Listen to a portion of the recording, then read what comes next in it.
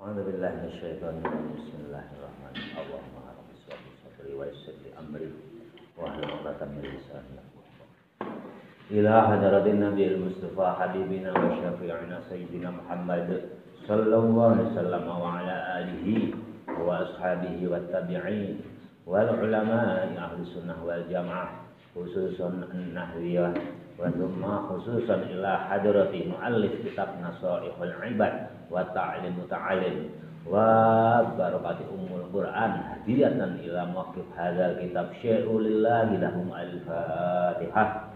A'udzubillahi minasyaitonir rajim. Bismillahirrahmanirrahim. Alhamdulillahi rabbil alamin arrahmanir rahim maliki yaumiddin iyyaka na'budu wa iyyaka nasta'in ihdinas siratal mustaqim siratal ladzina an'amta 'alaihim ghairil maghdubi 'alaihim waladdallin. Bismillahirrahmanirrahim. Ini sampai mana ya? Enggak kebaca-baca aja ini Nasaihul Ibad. Wal hadis susani itu ya. Baris berapa ini? 1, 2, 3, 4, 5, 6, 7, 8, 9, 10, 11 dari atas.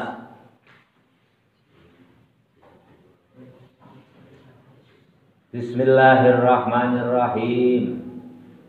Wal hadis susani dan hadis yang kedua. Ini masih muqaddimah. Ya, enggak habis-habis ini, jarang kebaca Nasaihul Ibad. Wal hadits tsani dan adapun hadis yang kedua, ajazani diijazahkan kepadaku bihi dengan hadis yang kedua ini. Ini kata Syekh An-Nawawi ini mendapatkan hadis yang kedua ini diijazahkan kepada beliau. Al-Allamah dari Syekh Al-Allamah Sayyid Ahmad Al-Marsofi. Syekh Nawawi Al-Bantani ini mendapatkan ijazah. Dulu itu hadis itu diijazahkan. Ijazah kalau nggak dapat izin untuk membaca, meriwayatkan, mengajarkan, beliau nggak berani. Dari Sayyid Ahmad Al-Marsofi Al-Misriyu, orang Mesir. Ba'da'an ajazani, setelah mengijazahkan kepadaku bihi dengan ini hadis Sayyid Abdul Wahab bin Ahmad Farhati Asy-Syafi'i. Jadi yang pertama dari Allamah Syekh Sayyid Ahmad Al-Marsofi. Al-Marsofi mendapatkan dari beliau juga mendapatkan dari Sayyid Abdul Wahab bin Ahmad Farhati Asy-Syafi'i. Farhat ini juga nama daerah. Asy-Syafi'i yang mempunyai madhab Syafi'i an masayikhihi, dari guru-gurunya itu nyambung, musalsalan yang menyambung bil awaliyati, dari pertama, dari awalnya. Hadis mutasilan itu juga menyambung. Kalau musalsal, hadis musalsalnya itu menyambung dari yang pertama. Jadi beliau mengatakan, saya mendengar dari guru saya. Dari guru saya siapa? Ya, Sayyid Abdul Wahab bin Ahmad Al-Farhati dan Sayyid Ahmad Al-Marsofi. Jadi beliau mendengar. Saya mendengar dari si fulan, itu namanya hadis musalsal. Jadi menyambung dalam hal pendidikan ya, bukan dalam perawian. Kalau muttasil bertemu itu dalam hal rawi, kalau musalsal ini dalam tarbiyah pendidikan. Kalian mendengar dari bapak, nah, itu namanya musalsal kepada bapak. Tapi kalau muttasil ya sanadnya harus muttasil, itu hal rawi yang meriwayatkan hadis. Tapi kalau musalsal ini mendengar pendidikan hadis itu dari siapa? Nah, kalian ya dari bapak itu namanya mursalsal ke bapak. Bil awwaliyati yang pertama kali ya, kalau yang pertama kali ya kalian itu mendapatkan ijazah hadis ini ya dari bapak. Itu namanya musalsal awwaliyah. Nah, musalsal awwaliyah mendengar dari bapak. Musalsal itu ada dua. Yang satu bil haqqi dengan hak musalsal ya, seperti ini. Ini namanya musalsal namanya lil idhofi karena di majelis pendidikan ya tidak langsung. Tapi kalau Imam Nawawi itu sowan ke seorang kiai yang namanya tadi sudah disebut, nih kamu saya ijazahi hadis ini, lantas kiainya baca. Imam Nawawi ini menghadap sendiri, itu namanya hak musalsal bihaqqin, itu langsung. Tapi kalau melalui majlis taklim ini namanya musalsal bil idhofi. Jadi sekalian semuanya mendapat. Murid-murid itu mendapat ijazah secara berjamaah. Itu namanya musalsal bil idhofi. Tapi nanti suatu saat kalau kalian sowan ya menghadap ke ulama besar, diberikan ijazah hadis satu hadis, itu namanya musalsal bil haqqi. Jadi hak Anda sendiri. Tapi kalau bil idhofi itu dalam suatu majelis sama-sama mendapatkan ijazah, itu namanya bil idhofi. Ya, seperti saat sekarang ini, nah, kalian itu mendapatkan ijazah hadis yang akan bapak baca nanti di bawah ini namanya musalsal bil idhofi. Musalsal itu kalian mendapatkan pelajaran hadis dengan cara mendengarkan secara langsung dari guru. Nah ini bil idhofi karena secara berjamaah dalam suatu majelis. Tapi kalau kalian menghadap ke suatu ulama mendapatkan ijazah hadis sendiri, itu namanya bil haqqi. Itu lebih utama, lebih haqqi itu. Itu namanya hadis musalsal. Beda dengan perawi hadis. Imam Bukhari dari siapa, dari sepulan, dari gurunya itu rawi, riwayat hadis. Tapi kalau hadis musalsal itu ya sampai Nabi nanti, tapi kalian mendengarkan hadis ini dari gurunya, bukan yang meriwayatkan hadis.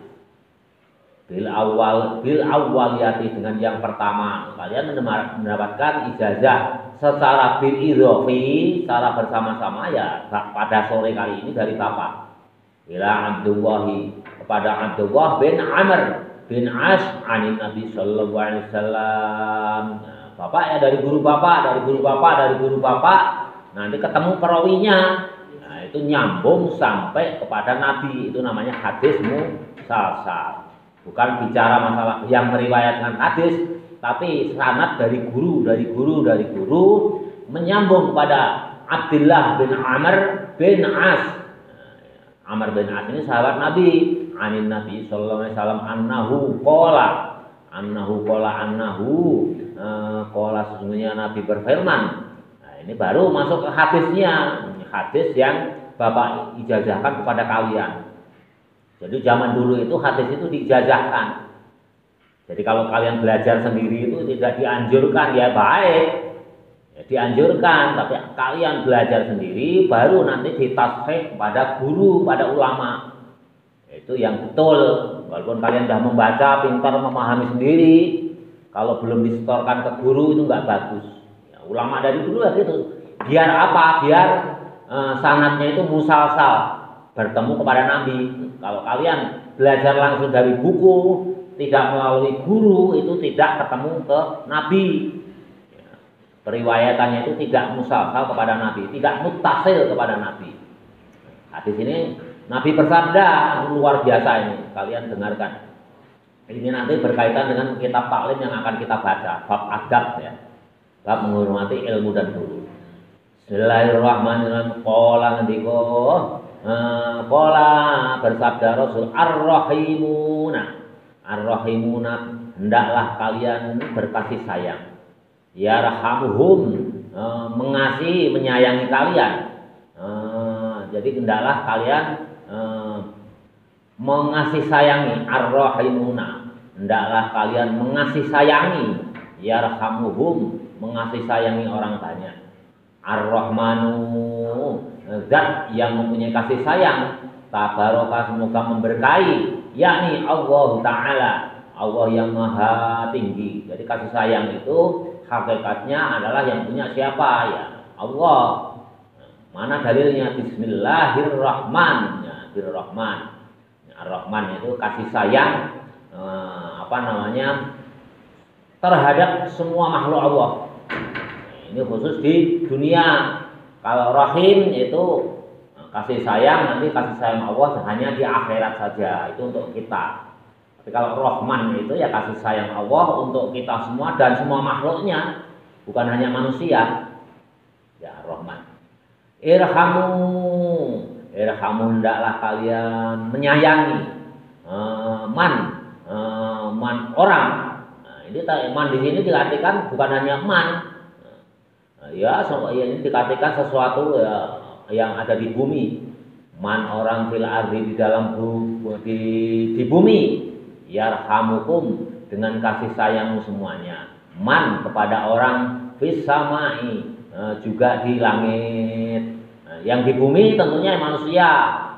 Yang di langit siapa? Malaikat. Jadi kasih sayang itu bukan hanya kepada sesama manusia, tetapi juga kepada para malaikat.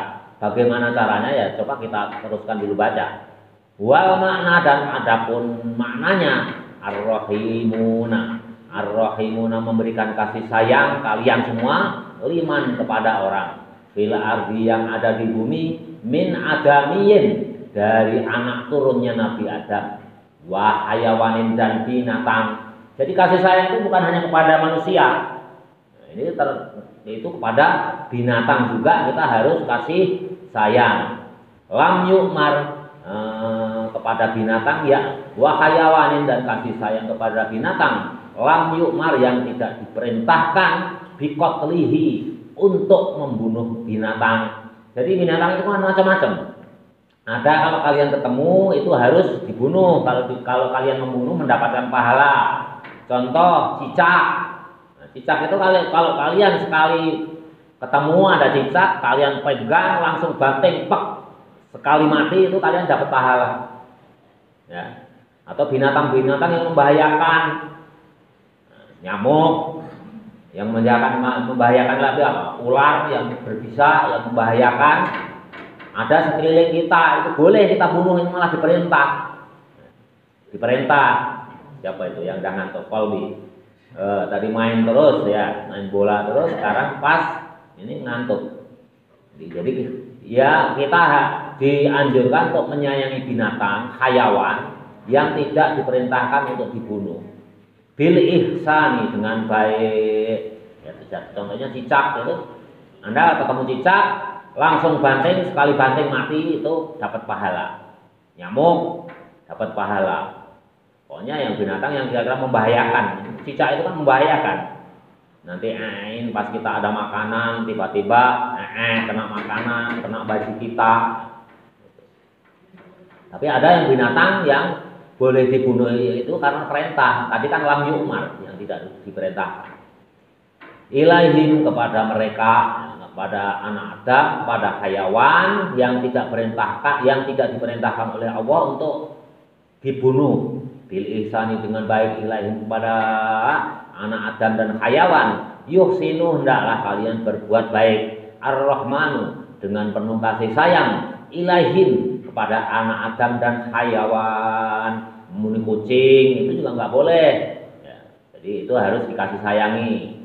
Kalau membunuh sapi ya itu kan ada perintah. Kalau untuk kita manfaatkan dagingnya ya itu ya boleh. Itu dibunuh karena Allah. Yang dimaksud di sini dibunuh itu bukan karena Allah. Cicak, nyamuk, ular berbisa yang membahayakan kepada lingkungan, pada orang yang ada di lingkungan, nah, itu dianjurkan untuk dibunuh. Misalkan ada buaya gimana ada di lingkungan kita, ya kalau nggak kita bunuh, misalkan ada undang-undangnya ya kita buang jauh ke habitatnya sana. Tapi kalau nggak ada habitatnya susah kita, ya udah bunuh aja. Ya, pemerintah kan punya aturan, buaya itu kita nggak sembarangan, nggak boleh membunuh yang dilindungi oleh negara, takut punah. Ya. Kembalikan ke habitat. Kalau jauh dari habitat gimana? Ya udah, nggak apa boleh buat ya kita bunuh. Karena kalau kita biarkan nanti membahayakan lingkungan kita, membahayakan kita. Itu boleh, itu kalian mendapatkan pahala. Bismillahirrahmanirrahim. Irhamu, hendaklah kalian berbuat kasih sayang orang tastati'una yang mampu antar hamuhu untuk memberikan kasih sayang kepada anak Adam dan hayawan yang mampu ya. Kalau kalian ada kucing misalkan mendekati kalian sedang makan, kalian makan ayam nih, ada kucing kelaparan. Karena disuruh kasih sayang ada Allah. Ini hadis ini. Ini hadis Nabi yang memerintahkan Nabi ya. Hendaklah ya kalian kucing itu kamu bagi kelaparan itu sepotong hewan. Siapa tahu dengan kita mengasihi kucing itu pas kita makan menyebabkan kita masuk surga. Di hadis riwayat Bukhari mungkin kalian pernah dengar ya.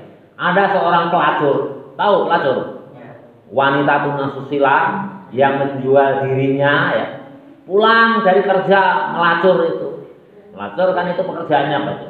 Pekerjaan yang paling enak, uangnya banyak ya. Tapi ya dosanya paling besar. Pulang, dia kehausan lantas turun ke suatu sumur ngambil air minum. Dia minum, ini pelacur, ini perempuan, minum. Setelah minum, dia melihat ke samping ada seekor anjing. Seekor anjing, dia kehausan. Hewan itu kan ketahuan, apalagi anjing ya. Itu kalau kehausan itu apa? Lidahnya dijulur-julurkan itu. Lihat ada seseorang yang pegang air, anjing ini seolah mengatakan saya minta, kan kita tahu ya yang kehausan. Lantas perempuan ini sadar kalau di sampingnya itu ada anjing ya. Perempuan wanita susila ini pulang dari kerja melacurkan diri. Turun lagi ke sumur, ambil air sumur, lantas diberikan kepada anjing yang kehausan. Ini di Sahih Bukhari ini. Lantas apa? Karena keikhlasan wanita tunasusila ini, maka wanita tunasusila ini diberikan jalan oleh Allah, diberikan rahmat oleh Allah, dia dijamin masuk surga. Ya. Ini wanita tunasusila memberikan minuman kepada anjing. Apalagi kalau kalian ada kucing kelaparan, kalian sedang makan, kasih makan. Makanya nanti kalau waktu bulan puasa sebentar lagi itu kan dianjurkan. Sangat pahalanya besar sekali kalau orang memberikan minum kepada orang yang ahli berbuka puasa, yang kita sebut takjil. Memberikan anjing aja hanya sekedar minum, dijamin oleh Allah kalau pas kita itu ikhlas sekali. Karena kita nggak tahu mana amal kita yang paling ikhlas ya. Pas ikhlas sekali itu dijamin oleh Allah masuk surga. Apalagi ini memberikan minum kepada orang yang menjalankan ibadah puasa. Ini luar biasa. Kalau ibadah puasanya itu orang 50 di masjid, kita memberikan minuman takjil kepada orang yang 50 sedang ibadah puasa, itu luar biasa sekali. Ini makanya semua ini tuh pakai dasar ulama. Salah satunya ini, ngasih minum air anjing aja, Allah menurunkan rahmatnya kepada orang wanita tunasusila yang pulang melacurkan diri itu diberikan rahmat, dijamin masuk surga gara-gara memberikan minuman kepada anjing yang kehausan karena ikhlasnya. Itu di Sahih Bukhari itu nggak sembarangan. Nah ini juga hadis Nabi. Makanya kasih sayang itu luar biasa dengan binatang yang tidak membahayakan ya, yang tidak dianjurkan untuk dibunuh. Tapi kalau yang dianjurkan untuk dibunuh, nyamuk, terus apalagi cicak yang ada di mana, ya udah ada cicak itu kejar aja. Kalau ini ketangkap, kamu banting sekaligus langsung mati, itu kalian dapat pahala. Tapi kalau nggak langsung mati, ada ulama berpendapat kalian tidak akan mendapatkan pahala. Jadi sekali bunuh aja, banting yang keras, wah, itu kalian dapat pahala. Itu hadis itu juga jelas ya. Bismillahirrahmanirrahim. Antarhamuhu, agar kalian semua memberikan kasih sayang kepada anak Adam dan hayawan. Min asnafin dari beberapa atau rupa-rupanya, banyak warna. Min asnafin dari banyak jenis makhluqatihi, dari makhluknya Allah Ta'ala. Jadi kasih sayang itu tidak terbatas sesama manusia, tapi dengan binatang. Makanya kalau kalian misalkan hidup di padang yang tandus, yang susah air, kalian punya air di kolam, kalau kalian boleh memilih. Misalkan kalian pakai wudhu, ada anjing atau domba kehausan mati, lebih baik mana? Untuk wudhu atau kalian tayamum? Airnya itu untuk binatang. Itu jumhur ulama berpendapat hendaklah kalian tayamum, airnya itu kalian berikan kepada binatang. Walaupun binatang itu berupa anjing. Anjing itu kan najis kan? Itu luar biasa. Bahkan ada Imam Rifai, ulama besar, itu suatu kaum, suatu perkampungan itu rakyatnya itu semua udah benci kepada anjing itu. Ada anjing yang sakit-sakitan, yang udah buduk, itu dimusuhin sama orang kampung itu, najis ini. Ditemu sama Imam Rifai, itu diambil, dibawa pulang ke rumah, akhirnya dirawat, dikasih makan, diobati. Ini mengamalkan hadis ini, karena anjing itu tidak dianjurkan dibunuh. Karena apa? Bisa untuk berburu. Berburu kalau dengan memakai anjing itu tidak najis.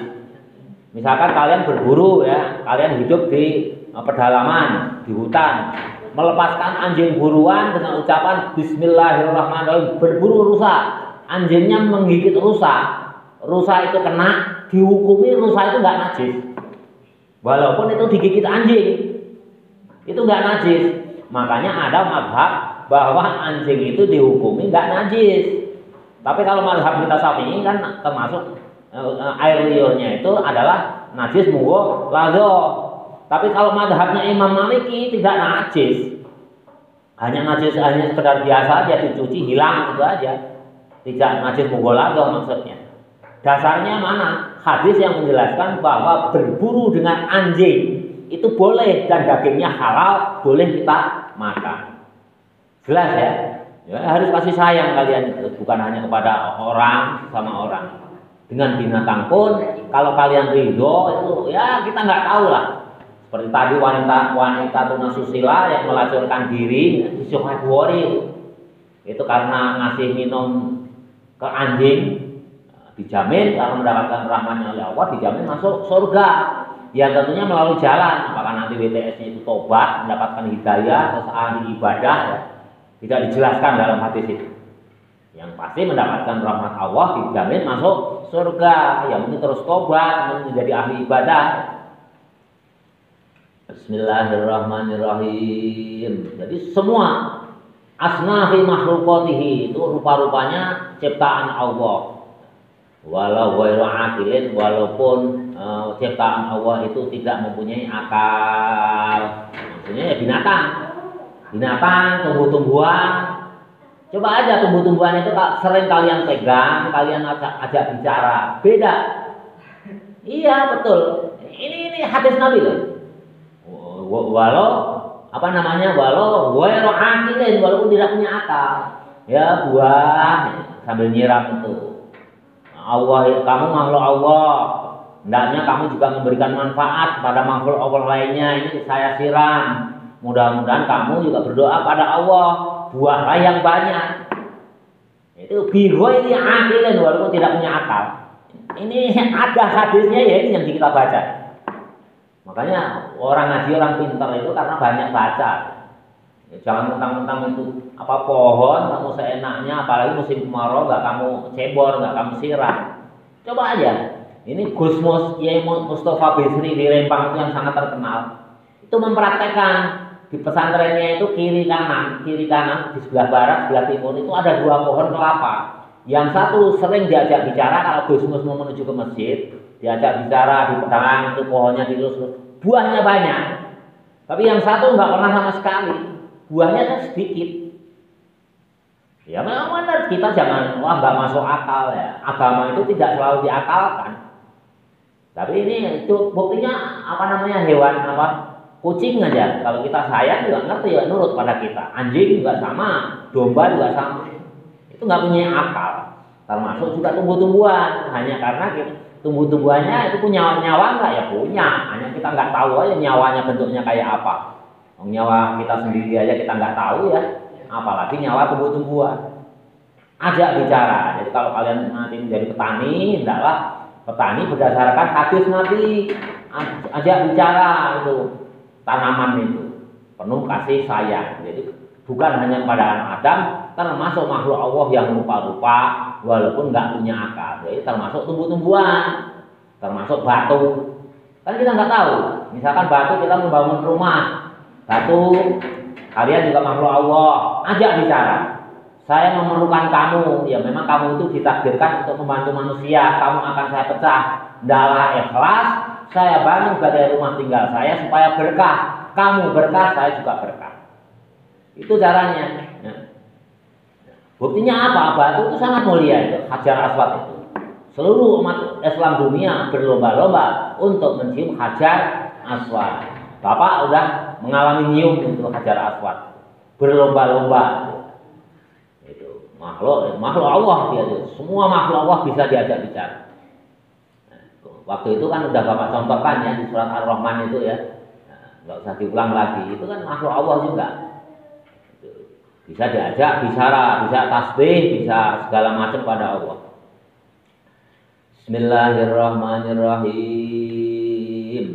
Bisyafaqati dengan kasih sayang alaihim atas mereka itu ya anak Adam dan hayawan, walau ghairu aqilin, walaupun hayawan atau makhluk Allah yang lain tidak punya akal. Wa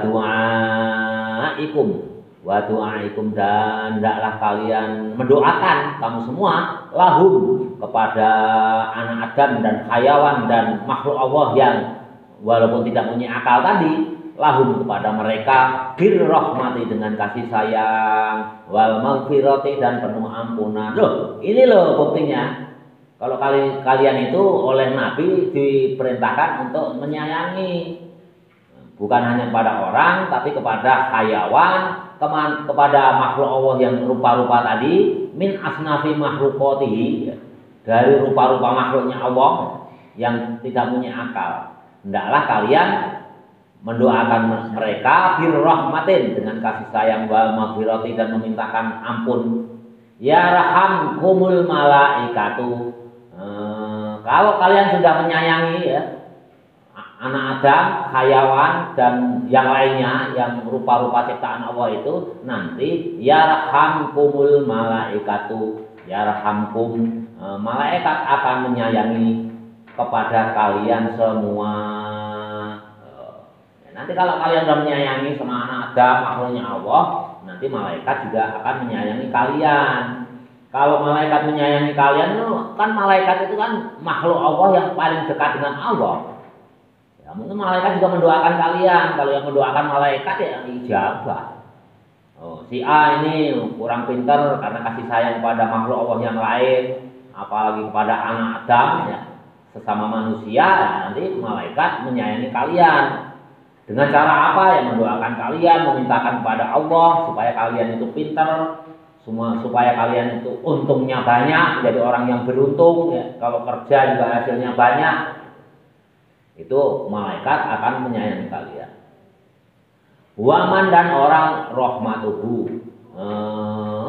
rahmatnya orang, ya rahmatnya kita. Nah, kita udah menyayangi ya, menyayangi kepada binatang, makhluk Allah yang lain, amatun.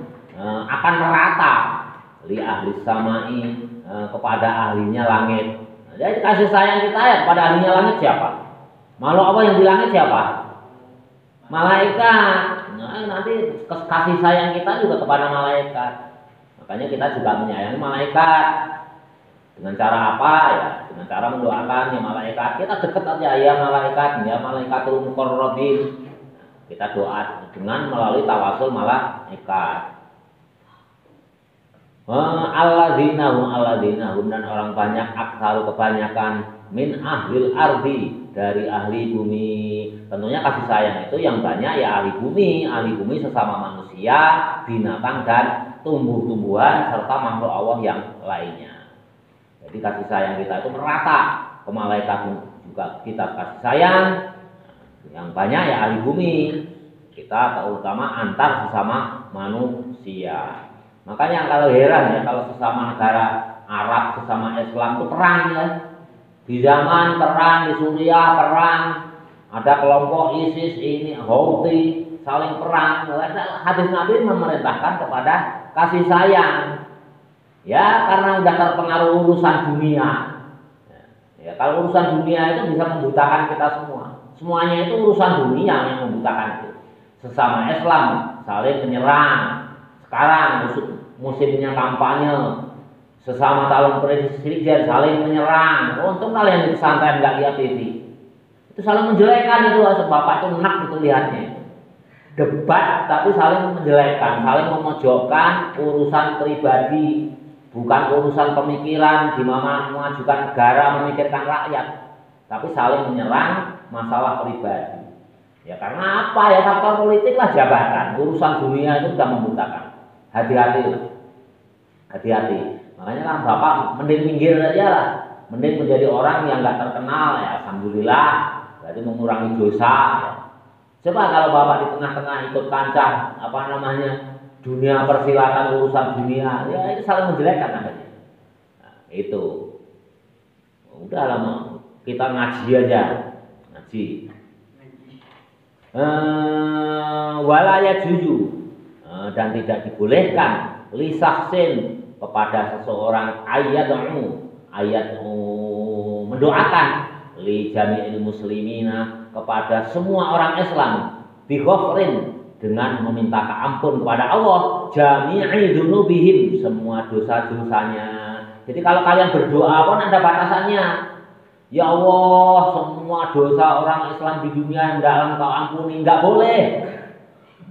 Enggak boleh. Karena apa ya? Dosa itu ada yang diampuni, ada yang enggak. Itu namanya apa namanya? Berlebihan. Enggak boleh ya di sini. Bapak ulang, walaya juju dan tidak diperbolehkan lisahsin bagi seseorang ayyada'u mendoakan li jami'il muslimina kepada semua orang Islam bi ghafrin memintakan ampun jami'i dzunubihim semua dosanya. Itu enggak boleh. Au yad'uwa atau meminta atau mendoakan li fakiri bagi orang yang fakir atau yang miskin binahwi mi'ati dinarin dengan umpamakan memintakan kepada Allah bagi orang muslim itu apa?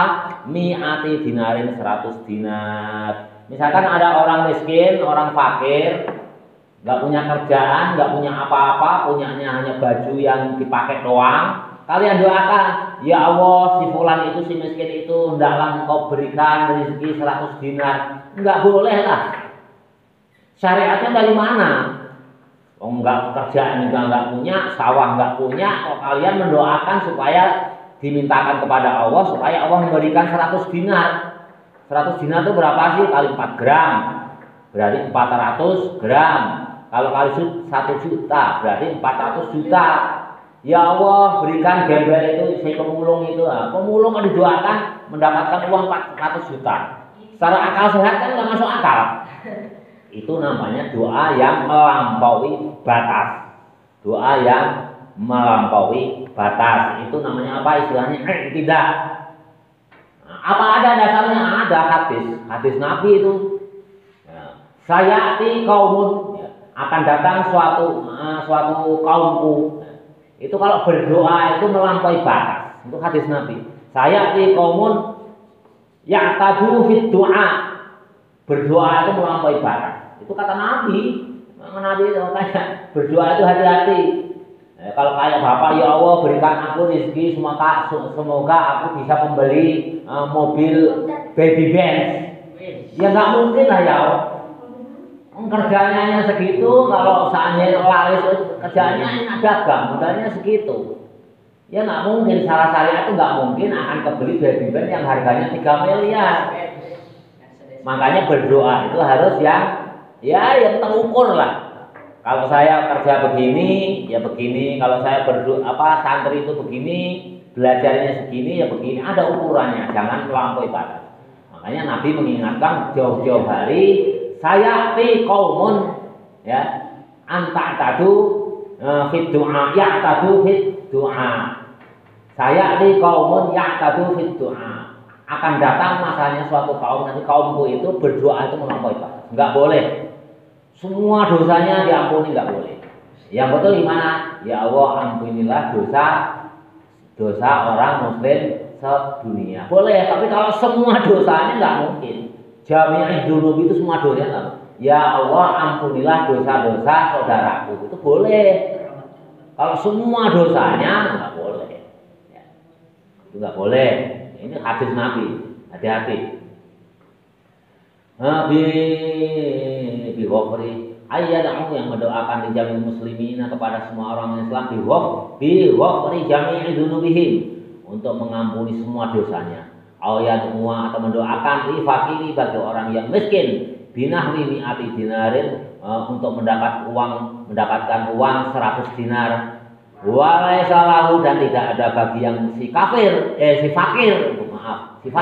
orang miskin tadi jihadun arah ya stahalu yang mudah untuk mendapatkan rezeki. Jadi kalau nggak ada kerjaan, nggak punya sawah, didoakan mendapatkan 400 juta. Kata orang sekarang apa? Nggak mungkin lah ya. Nggak kerja, nggak apa, nggak punya kebun, nggak bisa didoakan oleh kita mendapat uang 400 juta. Nah itu namanya doa yang melampaui batas. Ya Allah, berikanlah rezeki aja kepada saudaraku yang miskin itu, yang fakir itu, rezeki yang berkah, yang manfaat. Udah, kita mendoakan rezeki yang berkah, yang manfaat bagi dia. Jangan melampaui batas 400 juta ya, secara akal sehat juga enggak masuk akal. Tapi kalau mendapatkan rezeki yang berkah, yang manfaat itu masuk akal. Ini ada orang yang memberikan. Ada enggak kira-kira ada orang lewat dikasih uang 400 juta? Kan enggak masuk akal. Karena apa? Islam itu dua dasarnya. Dalil akli, dalil akal. Masuk akal enggak? Nakli, Quran dan hadis. Tiga ya, Quran, hadis dan akal sehat. Makanya dalil pertama dalil nakli, Quran, hadis dan dalil akli. Masuk akal nggak ini? Nah, kalau nggak masuk akal di Quran, hadis ada boleh jadi. Ya, tapi kalau nggak masuk akal di Quran, hadis nggak mendukung ya enggak lah. Tiba-tiba ada pengemis, ada ngasih ke pengemis itu 400 juta. Pernah dengar nggak? Nggak mungkin. Kalau mau ngasih 400 juta ya ke pesantren, ke ulama ya.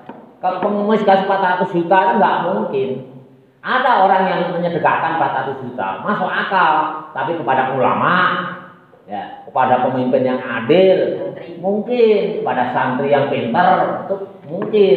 Tapi kalau ke pengemis dia nggak pernah sholat ini itu, kok tiba-tiba ada orang mensedekahkan 400 juta, itu bertentangan dengan dalil nakli, dengan Quran dan hadis, ya.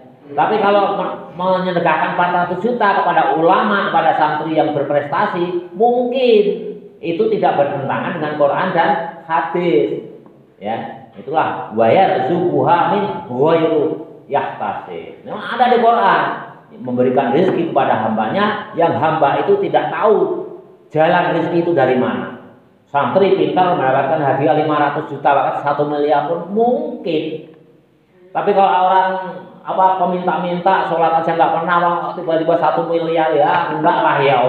Paling-paling kalau 100.000 masih masuk apa? Itu jelas ya. Ini hadis ini. Zalika yang demikian itu wa yaqulu hadza, dan dikatakan ini, jadi semua ini dikatakan minar rahmati, dari rahmat bil khalqi, bil khalqi, dari penciptanya, li annahu, karena sesungguhnya mukhalifun, li annahu, karena sesungguhnya doa mukhalifun yang menyelisih, li nususi syar'i, menyelisih nasnya syara, ketentuan syara. Jadi syara itu harus berdasarkan dalil nakli. Dalil nakli itu Quran dan hadis. Yang ketiga dari dalil akli. Masuk akal enggak? Masuk akal. Bertentangan enggak akal ini dengan dalil nakli? Jelas ya? Bapak percepat biar selesai hari ini. Ru'yal Ghazali. Ru'yal Ghazali diperlihatkan kepada Imam Ghazali yang sangat terkenal itu, yang mengarang kitab terkenal itu Ihya Ulumuddin. Ru'yal Ghazali itu artinya apa? Imam Ghazali itu mimpi, diperlihatkan kepada Imam Ghazali itu. Imam Ghazali mimpi artinya finnaumi, di dalam tidurnya. Fakila, maka berkata lahu pada Imam Ghazali, ma fa'alallahu, apa yang dikerjakan Allah bika kepadamu, he Ghazali. Fakola, maka menjawab Imam Ghazali, seolah-olah ini diajak bicara Imam Ghazali dalam mimpinya. Siapa yang ngajak bicara? Allah. Apa yang kamu kerjakan Imam Ghazali? He Ghazali, ma fa'alallahu, apa yang dikerjakan Allah kepadamu bika denganmu, he Ghazali. Kata Allah. Fakola, maka menjawab Imam Ghazali,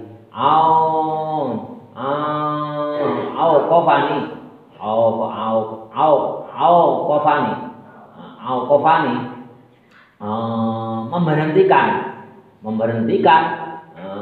Fakola, maka berkata Imam Ghazali, memberhentikan baina yadahi, di hadapan Allah, seolah-olah itu memberhentikan. Maksudnya yadahi, kedua tangan itu seolah-olah Allah itu memberhentikan Imam Ghazali.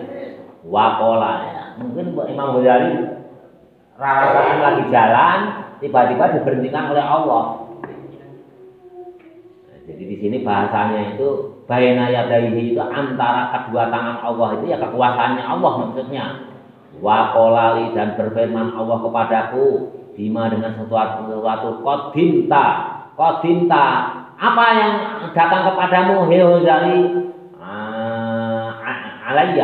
alayya kepadaku, apa yang mendatang, yang kamu datang, alayya kepadaku, apa yang membawamu kamu datang Ghazali, alayya, firman Allah ini kepada Imam Ghazali dalam mimpinya, alayya kepadaku, fasirtu, maka menjadi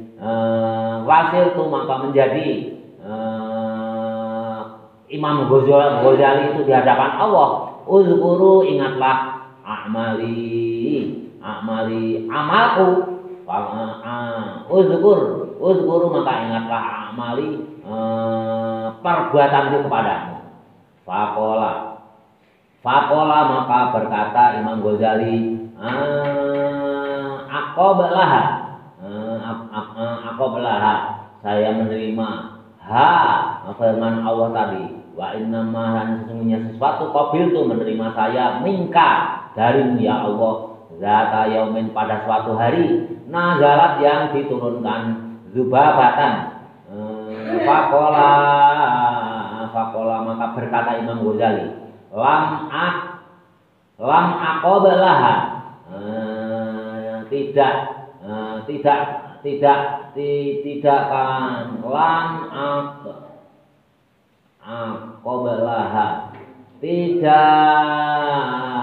tidak kamu terima apa ya?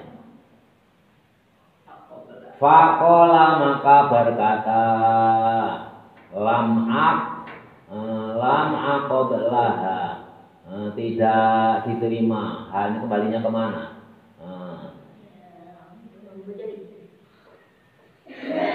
Imam Ghazali, wa innama, dan sesungguhnya sesuatu qabil itu saya terima minta darimu. Fakola, maka berfirman Allah, lam aqoblaha, tidak aku terima dari amalmu.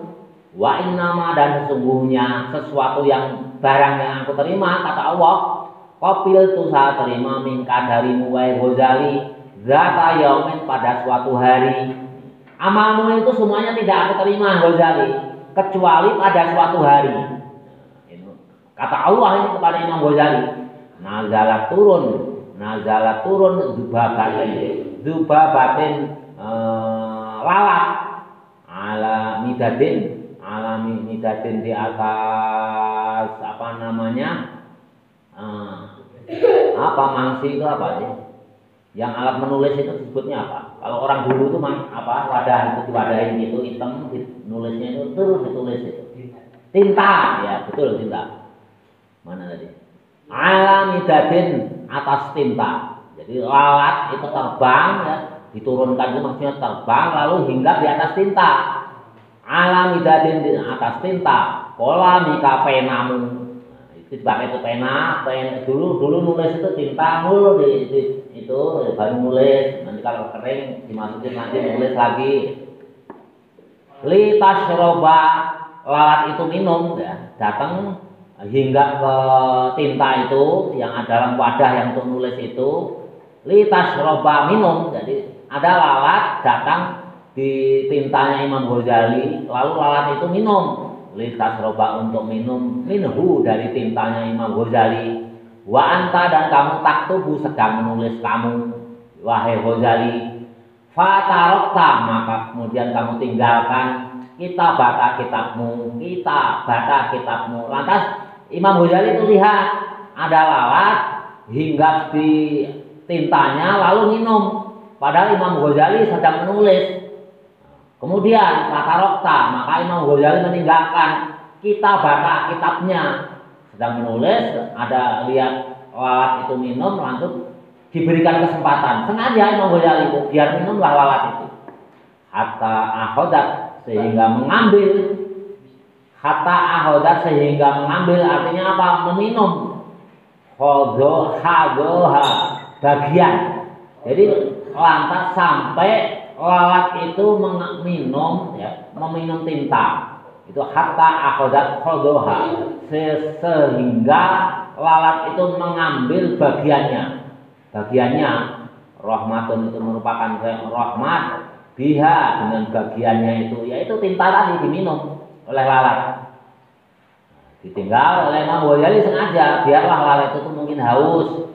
Nah, tinggal pergi itu, padahal sedang nulis Imam Ghazali itu tinggal pergi supaya lalat itu minum, mengambil bagiannya.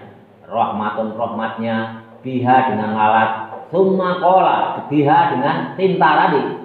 Summa qala berfirman Allah Ta'ala. Qala Ta'ala kemudian berfirman Allah Ta'ala.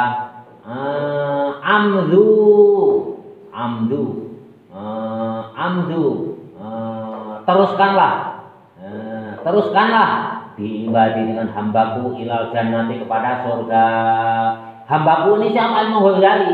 Jadi pas di yaumul hisab itu kata Allah berfirman, terus Ghazali ilal jannah, masuklah surga. Gara-gara Imam Ghazali membiarkan lalat minum tintanya sewaktu Imam Ghazali itu menulis kitab. Luar biasa ya.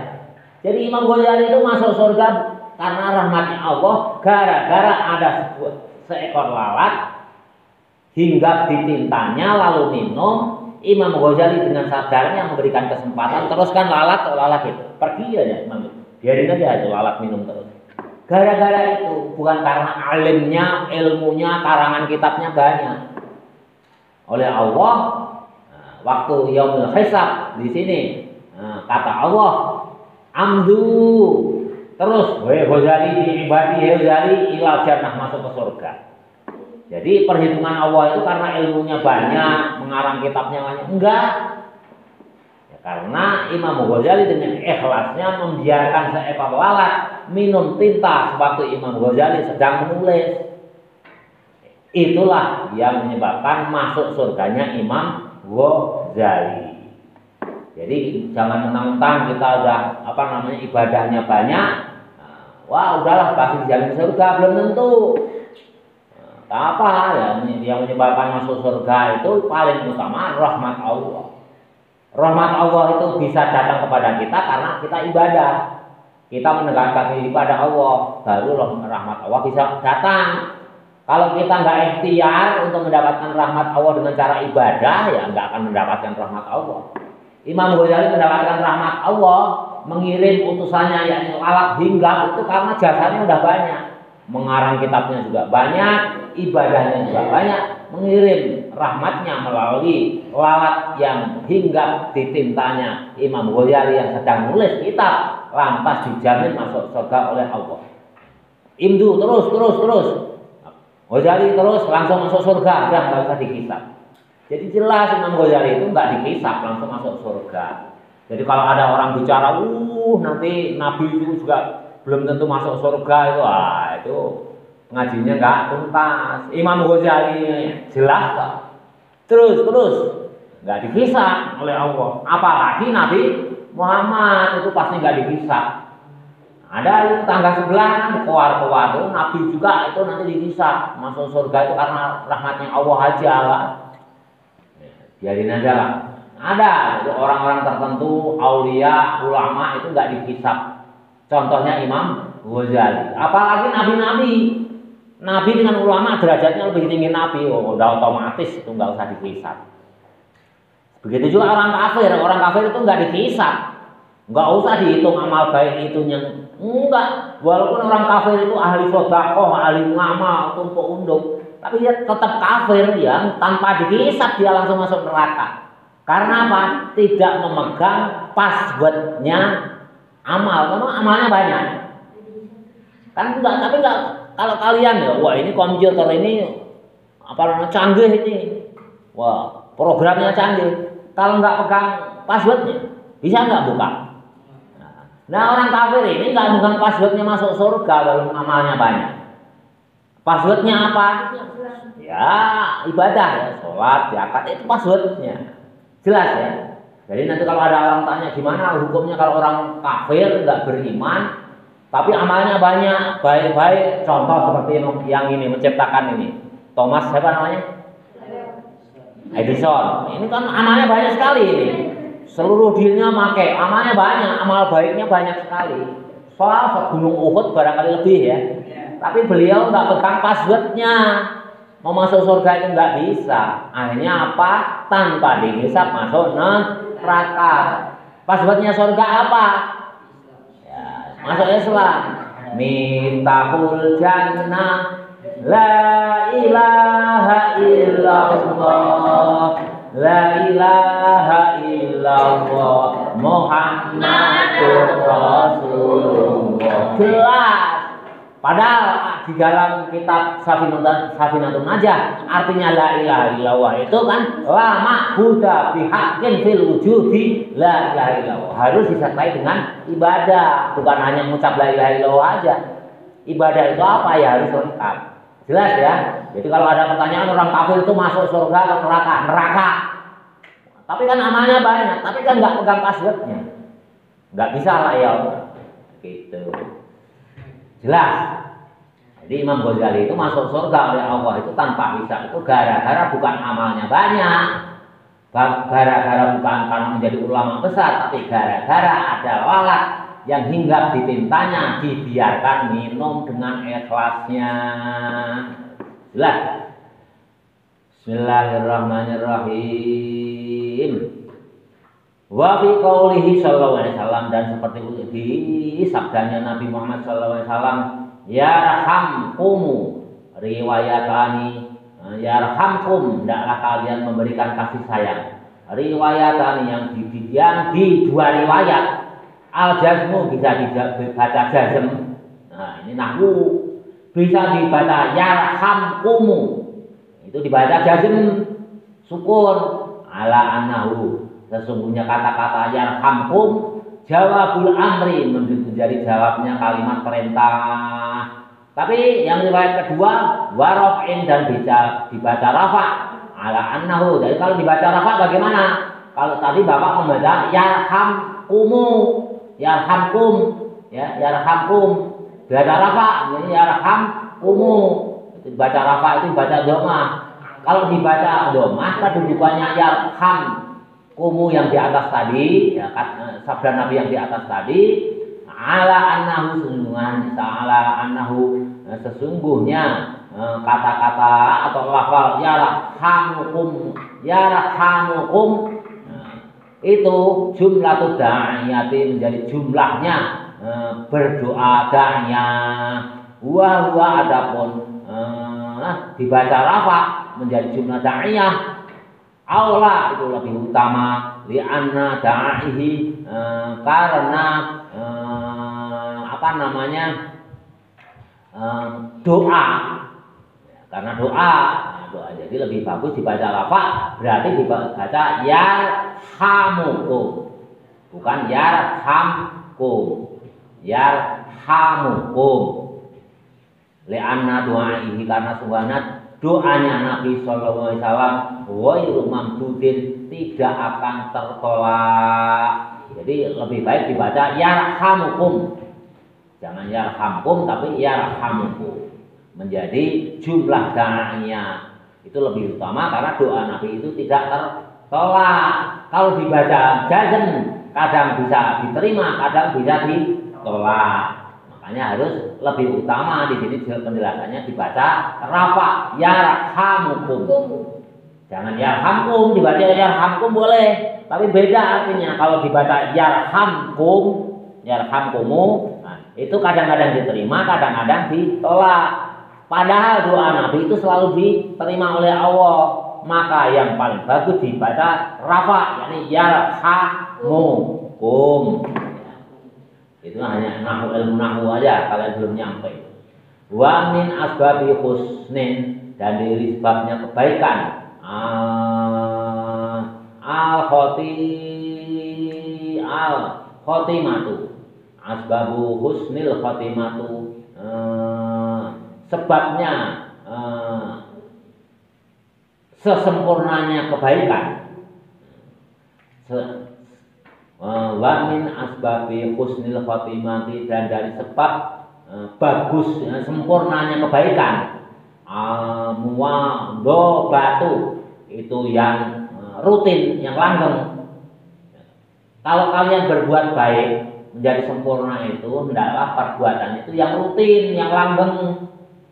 Walaupun sedikit, misalkan bangun tidur baca kulhu 3 kali, tapi tiap hari itu lebih baik daripada kamu baca sekaligus 10.000 kali tapi hanya sekali. Jelas ya? Jadi itu yang pekerjaan yang sempurna, yang baik, itu pekerjaan yang rutin, bukan karena banyak tapi rutin, yang rutin. Nah, jelas. Ini ada cerita, kalau bapak cerita ini kemana-mana lama nggak tamat-tamat, mukadimah aja. Muadzabah itu yang rutin. Ala hadat doa, atas ini doa. Huwa ataupun kegiatan doa. Wa adapun doanya adalah Allahumma. Ini kali ini nanti kamu salin, kamu baca ya. Ini doa ini. Doa Nabi, perintah doa yang diperintahkan oleh Nabi akan membawa manfaat yang luar biasa bagi santri. Allahumma akrim, Allahumma duh Allah akrim, muliakan ya Allah hadhil umat, ini umat Muhammadiyati, umatnya Muhammad. Muhammadiyah itu berarti umatnya Muhammad. Nah, ini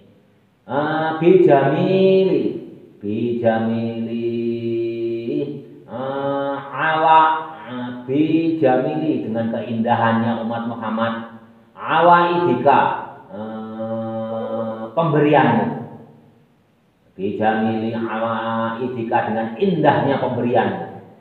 Allahumma akrim, Allahumma doa Allah akrim, muliakan hadhil ummah, ini umat Muhammadiyah, umatnya Muhammad, bijamili awaidika dengan pemberian keindahanmu, fiddaro ini di rumah dua.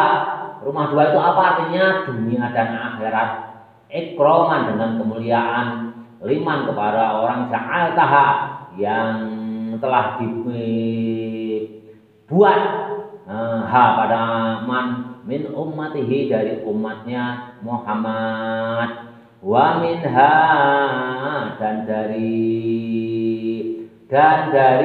kegiatan tadi yang rutin, khotamatul muwadzabatu tadi, al muwadzabatu yang rutin, ala hada atas ini, ad-du'a doa baina sunati subhi, antaranya sholat sunat subuh, wa fardhihi, dan sholat subuh. Jadi antara sholat sunat subuh dan sholat subuh, antara sholat sunat subuh dan sholat fardu, berarti sebelum melaksanakan sholat subuh ini maksudnya, itu kalian sangat dianjurkan untuk berdoa. Mana doanya? Wahwa, yakni inilah doanya. Allahumma gfir, Allahumma doa Allah ighfir, berikan ampunan li ummati Sayyidina Muhammad, kepada umatnya Sayyidina Muhammad sallallahu alaihi wasallam. Allahumma ya Allah, irham, turunlah kasih sayang umat Sayyidina Muhammad kepada umatnya Sayyidina Muhammad, Muhammadin yakni Muhammad sallallahu alaihi wasallam. Allahumma ya Allah, astur, tutuplah aib umat Sayyidina Muhammad, umatnya Sayyidina Muhammad. Allahumma wahai Allah, ajbur, Allah majbur. Duduk antara dua sujud itu kan ada Allah majbur nih. Allahumma majbur, Allahumma duh Allah ajbur. Kalau tadi aib, ya Allah tutuplah, ajbur. Itu yang ditutup apa? Kekurangan. Kalau mastur tadi, astur tadi aib. Aib, kalian sudah berbuat jahat, ya Allah tutuplah. Ada misalkan teman kita berbuat jahat, berbuat aib, kalian mendoakan, ya Allah tutuplah aib saudaraku yang telah berbuat jahat. Tapi kalau Allah majbur, ya Allah tutuplah kekurangan saudaraku. Beda ya. Mastur itu kekurangan, kalau mastur itu aib. Umat Sayyidina Muhammad, umatnya Sayyidina Muhammad. Allahumma shlih, ya Allah perbaguslah umat Sayyidina Muhammad, umatnya Sayyidina Muhammad. Ya, perbaguslah segala sesuatunya. Udah nggak usah Bapak jelasin panjang lebar. Kalau perbaguslah, ya perbaguslah tingkahnya, ilmunya, segala macam lah.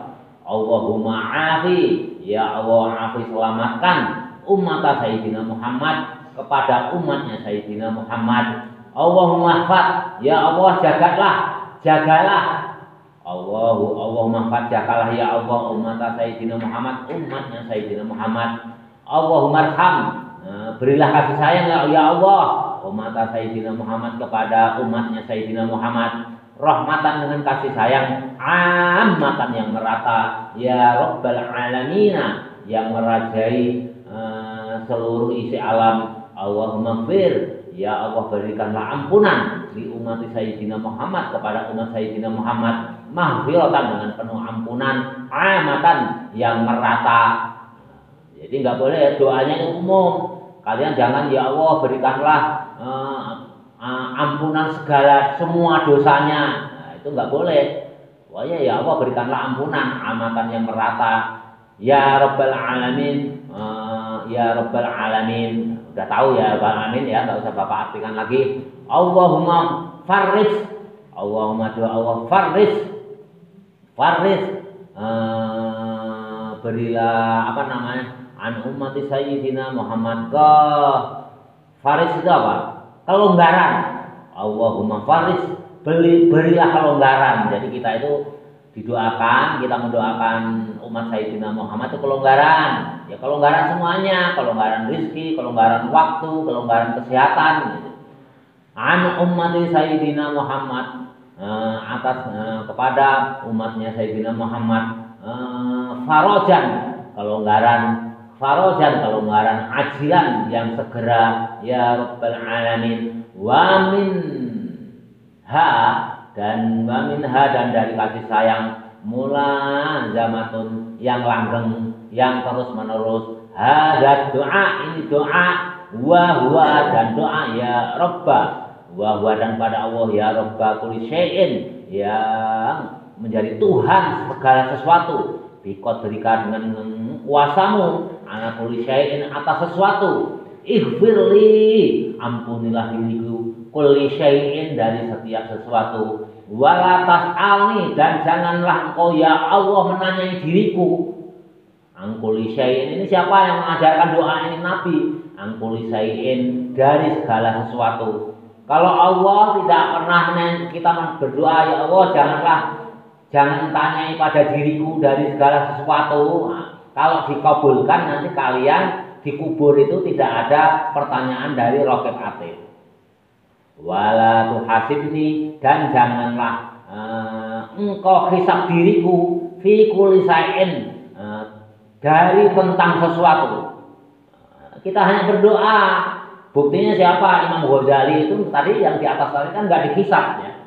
Karena kita mendoa, wala tuhasibni ya Allah fi kulli syai'in, di segala sesuatu yang ada pada diriku kan gitu.